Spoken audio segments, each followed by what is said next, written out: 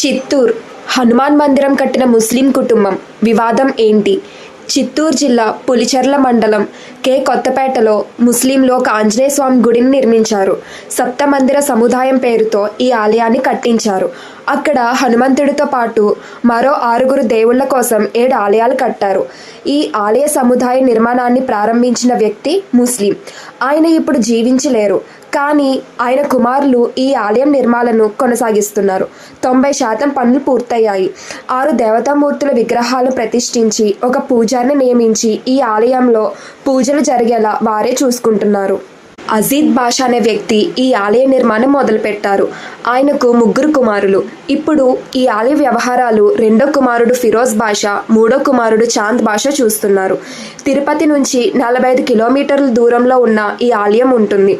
2018లో అజీద్ బాషా జీవించి ఉన్నప్పుడు ఆలయంలో వినాయకుడు, సాయిబాబా విగ్రహాలను ప్రతిష్ఠించారు. ఆయన మరణం తర్వాత ఏడాది పాటు ఆలయ పనులు నిలిపివేశారు. 2024 నవంబర్ 25న మరో 3 విగ్రహాలు ప్రతిష్ఠించారు. ప్రస్తుతం ఈ ఆలయంలో ఆంజనేయ స్వామి, సాయిబాబా, కామాక్షి అమ్మవారు, వినాయకుడు, శివలింగం, నవగ్రహాలను ప్రతిష్ఠించారు. వెంకటేశ్వర స్వామి ఆలయం విగ్రహం సిద్ధమయ్యాయి. ప్రతిష్ఠించడానికి ముహూర్తం కోసం ఎదురు చూస్తున్నారు. హిందూ ఆలయాల్లో పూజలు ఎలా జరుగుతాయో ఇక్కడ కూడా అన్నీ అలాగే జరిగేలా చూసుకుంటామని ఆలయ నిర్వహణ చూస్తున్న చాంద్ బాషా బీపీసీకి చెప్పారు. ఉదయం సుప్రభాతం వినిపిస్తాం.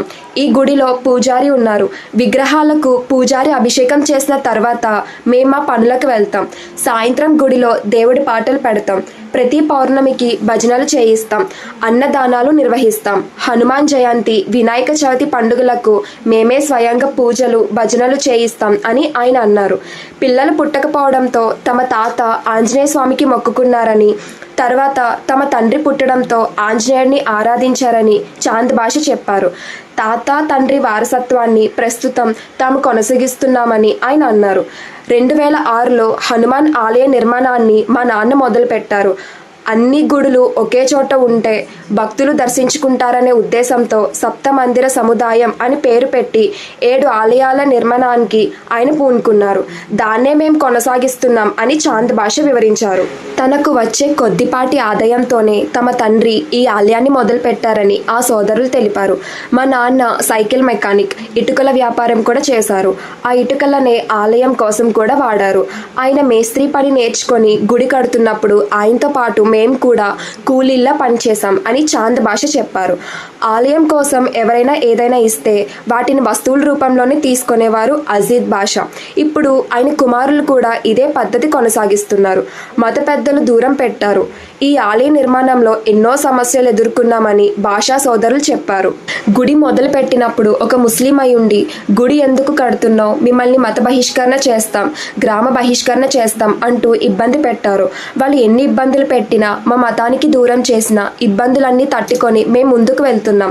మేము మత గురువులకు ఏదైనా ఇవ్వాలనుకుంటే వారు తిరస్కరిస్తారు. మా దగ్గర చందాలు కూడా తీసుకోరు. మా పెళ్లిళ్ళకు కూడా అడ్డుపడ్డారు అన్నారు చాంద్ బాషా. తమను బహిష్కరించడంతో మసీదుకు వెళ్ళలేకపోతున్నామని వీరు చెబుతున్నారు. సనాతన ధర్మంపై నమ్మకంతో ఉన్నాం. మసీదుకు రానివ్వరు. అందుకే ఈ గుడిలోనే అందరు దేవుళ్ళు ఉన్నారని అనుకొని ఇక్కడే అన్నీ చేసుకుంటాం. రంజాన్ సమయంలో కూడా మా బంధువులను కలవలేం. గుడి కట్టినప్పటికీ ముస్లిం పద్ధతులను పాటిస్తాం. సనాతన ధర్మాన్ని ఆచరిస్తాం అని చాంద్ బాషా అన్నారు. మత బహిష్కరణ చేయడమే కాకుండా తమ తండ్రి చనిపోతే ముస్లిం ఆచారాల ప్రకారం అంత్యక్రియలు కూడా చేయనివ్వలేదని సోదరులు అన్నారు. ఇంట్లో మృతదేహాన్ని పెట్టుకొని బాధపడలేక వేరే ఊరికి వెళ్లి అంత్యక్రియలు చేయాల్సి వచ్చింది అని చాంద్ బాషా తెలిపారు. ముస్లింల దుకాణంలో తమకు టీ కూడా ఇవ్వరని వారు ఆవేదన వ్యక్తం చేశారు. మా దేవుడి ఊరేగింపును మా దగ్గరకు రాకుండా తిప్పుకొని వెళ్తున్నారు. మసీద్ మైక్లో మా గురించి చెడ్డగా చెప్పారు. ఎలాగోలా మేం పెళ్లిళ్ళు చేసుకున్నాం. భవిష్యత్తులో మా పిల్లల పెళ్లిళ్లకు ఇబ్బంది అవుతుంది.